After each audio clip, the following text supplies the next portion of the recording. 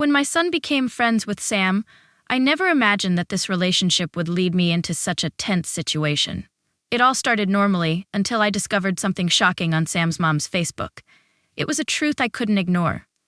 When I decided to meet her, things didn't go as I expected, and I was forced to make a difficult decision that might change the way I view others forever. My son, Ethan, had just turned 5 and started kindergarten this past fall. For me, giving him the opportunity to socialize with friends from a young age was extremely important. I always tried to create opportunities for him to meet new friends, hoping it would help him develop social skills.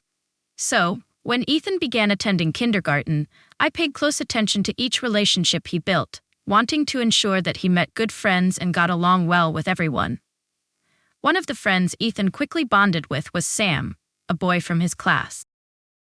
Ethan often talked about Sam with great enthusiasm, and they would play together whenever they had free time at school. He seemed to really enjoy the game Sam suggested, and when I asked Ethan about his new friend, he always spoke highly of him. Ethan even started mentioning wanting to invite Sam over to play, something he had never done before with other friends. As a parent, I always wanted to give my son fun and meaningful experiences with his friends. But at the same time, I had to be cautious when allowing him to interact with others. So I thought about organizing a playdate at our house as a way to get to know Sam and his family better. Ethan was so excited when I brought it up and quickly asked when Sam could come over to play. After a few days, I decided to write a note with my name and phone number on it so that Ethan could pass it to Sam to give to his mom. I thought this was the easiest and most polite way to initiate the playdate. However, I never expected that this simple gesture would lead to a series of events that would make me reconsider everything. Soon after I sent the note, I received a friend request on Facebook from Sam's mom. At first, I thought it was a normal gesture from a parent who wanted to connect in case there were any future playdates. But as I looked closer at her profile, I started to feel uneasy. The pictures on her Facebook raised some red flags.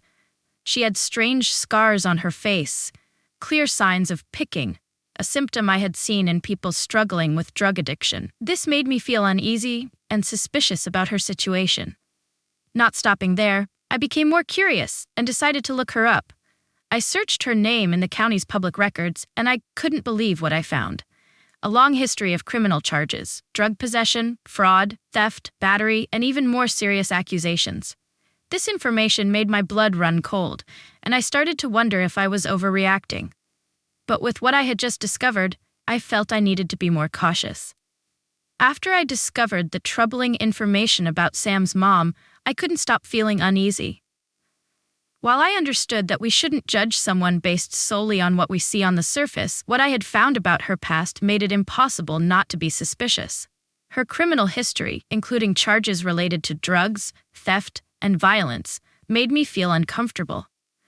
In particular, when I looked at the scars on her face, I couldn't help but think that she might be dealing with a serious addiction problem. But I didn't want to act hastily. I decided to let my son and Sam continue playing together, but only within the safe confines of my home. I thought that meeting her in person would help me understand her better. This would give me a more accurate picture of her, rather than just judging her based on the information I had found online. That day, I prepared everything for the playdate at my house. When Sam's mom arrived, I couldn't help but feel tense. Although I greeted her with a smile, my mind was filled with anxiety. Sam walked in first, followed by his mom. I tried to be friendly, but I couldn't shake the unease I felt as I welcomed her into my home. We chatted for a bit, and she didn't seem unusual, but I still felt uncomfortable. She kept encouraging me to let Ethan socialize more with other kids, and even suggested that if I had more children like she did, I wouldn't be as overprotective. At that moment, I forced a smile and explained that I was just being protective because Ethan was my only child, and this was the first time I had invited a friend over to play. Although I felt uneasy, I tried to keep the conversation pleasant. After a while, I was relieved when she agreed that the playdate would end in the afternoon. I told her that she could come pick Sam up whenever it was convenient for her, and that I would make sure both kids had lunch. However, she refused, and insisted on staying, saying that it would be a good opportunity for us to get to know each other better. At that point, I felt conflicted. I didn't want to outright refuse her, but I also didn't feel comfortable being alone with someone I didn't trust. I thought about letting her stay for a little while and then politely asking her to leave, but I knew that would make the situation awkward. Ultimately, I decided to come up with a tactful excuse to ask her to leave. I told her that I had a headache and wasn't feeling well, so I needed to rest while keeping an eye on the kids. She responded somewhat reluctantly, but eventually agreed.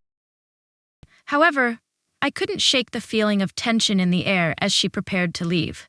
My sense of unease continued to grow, and I couldn't ignore the nagging feeling that if I allowed this relationship to continue, it could lead to something I wasn't prepared for. A few days after the playdate, I received a call from Sam's mom. At first, I didn't think much of it and prepared myself to discuss the playdate. But as soon as I picked up the phone, I could sense tension in her voice. "Hi, I just wanted to check in about the last playdate. My son really enjoyed being at your house, but I feel like there are a few things that aren't quite clear," she said, sounding a bit upset. I felt uncomfortable because I thought I had done everything right and polite, but it seemed she wasn't happy with how I had treated her, and I didn't understand why. "Can I ask you something?" she continued. "Why did you feel the need to look me up? I feel like you're treating me like a threat, and that makes me uncomfortable." Hearing that question, I felt a wave of confusion. The reason I looked her up was because of the unease I had felt from the beginning, but I couldn't explain that without offending her.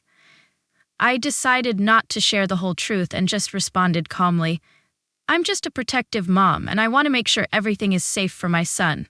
I didn't mean to make you feel uncomfortable." There was a pause on the other end of the phone. The atmosphere seemed to grow even more tense. After a moment, she spoke again, but this time her tone was no longer friendly. "Who do you think you are, judging me like that? I can understand that you're worried about your son, but you don't know anything about me. I haven't hurt anyone." The tension in me rose again. Her words made me think that maybe I had gone too far in checking up on her. However, I couldn't ignore the feeling of unease that had never gone away. The call ended in silence, but the worry I felt didn't fade. The next morning, she showed up at my door again, but this time she didn't come in. Instead, she just honked her car horn, refusing to get out. The feeling was strange, angry, disappointed, and confused about what was happening. I didn't know what to do next. The unease inside me hadn't gone away, and I began to feel cornered. I wondered if I had made the right choice in turning her away. That feeling of anxiety lingered, and I couldn't help but question whether I was preventing my son from building a good friendship or if I was just being overly cautious. The next day, I still felt confused and didn't know what to do next. While I tried to convince myself that I was just protecting my son, the anxiety inside me wouldn't go away. After she honked her car horn and didn't come to the door, I realized that things were becoming more tense than I had expected. I told my husband about the phone call and the incident this morning. He is always gentle and understanding, so I knew he wouldn't judge me too harshly. However, his reaction made me feel uncomfortable. He told me I should be more patient and not rush to judge people. "Maybe she just doesn't know how to communicate," he said. "You're overthinking it. Our son is happy with his friends. Don't let these doubts affect his development." He always tries to look at things optimistically, but that only made me feel like I was facing a more complicated situation. I knew he didn't want me to worry too much, but the sense of insecurity in my heart wasn't easy to dismiss. Even though we had a heartfelt conversation, I couldn't help but think about what could happen if I weren't careful. All day, I kept thinking about Sam and his mom. The boy seemed like a happy and friendly child, but his mother was another story. While I didn't want to judge her based only on what I had seen, I felt that I had made the right choice in keeping my distance from someone with a criminal history and clear signs of addiction. I also couldn't stop wondering whether she could have any negative influence on my son. By late afternoon, I received a message from Sam's mom. "Sorry about this morning," the message began. "I just felt upset when you looked me up. I didn't mean any harm to you or your son." I hope we can get to know each other more and not let misunderstandings get in the way. After reading the message, I felt a bit conflicted. I wasn't sure if she was being sincere or just trying to smooth things over, but I still felt uncomfortable. Despite the apology in the message, the sense of caution inside me hadn't changed. I didn't respond immediately. I needed more time to think about what had happened. Should I continue letting my son play with Sam, or should I stop here to protect my family from potential risks? Everything felt unclear and hard to decide. But I knew one thing: the sense of unease in my heart was something I couldn't ignore, no matter what she said. A few days after the message from Sam's mom, I still couldn't decide what to do.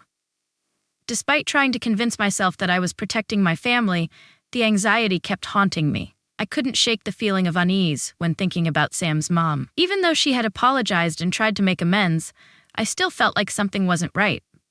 That day, while I was cleaning the house, I received a call from an unknown number. When I picked up the phone, I heard Sam's mom's voice on the other end. Contrary to what she had said in her message, this time her tone was full of anger. "Hello, I think we need to have a clear conversation. Why do you keep avoiding me? You can't let my past affect your son's future, can you?" she said, sounding like she wanted to argue. This time, I felt frustrated. I had tried to remain polite and not escalate things, but now she was making it even more tense. "I don't mean to hurt you, I just feel unsafe. I don't know how to make you understand that," I replied, trying to stay calm. The conversation didn't last long. Sam's mom wouldn't listen and kept defending herself, saying I was being too quick to judge and prejudiced against her. When I told her I just wanted to protect my son, she interrupted me and said something that made me think deeply. "Do you think you're better than me? You don't know anything about me," she said, then hung up. The call ended in silence, and I stood there, holding the phone, feeling lost. Her words kept echoing in my head. Had I gone too far? Was I really doing the right thing by protecting my son, or was I just creating unnecessary barriers? Still, a part of me remained firm in my stance. What I had discovered about her past still made me uneasy, and I knew I couldn't ignore this feeling. But was I wrong to prevent a potentially good friendship for my son?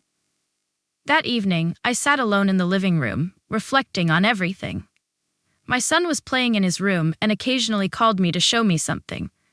I didn't want to let this situation affect him, but inside I couldn't shake the fear I felt about Sam's mom. The feeling wouldn't let me relax.